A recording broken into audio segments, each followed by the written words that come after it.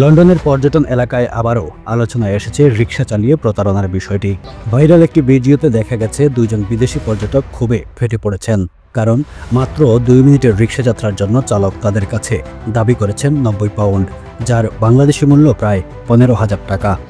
ঘটনাটি ঘটেছে West End এলাকায়, যেখানে সোহো, অক্সফোর্ড স্ট্রিট ও কভেন্ট গার্ডেনের মতো জায়গায় অনেক রিকশা চলাচল করে। এসব রিকশা চালকদের বেশিরভাগেরই কোনো নির্দিষ্ট ভাড়ার তালিকা নেই, ফলে অনেক সময় পর্যটকদের কাছ থেকে মনমতো টাকা আদায় করা হয়। অনেকে আবার লাইসেন্স ছাড়াই রিকশা চালান এবং জুড়ে গান বাজিয়ে বিশৃঙ্খলাও সৃষ্টি করেন।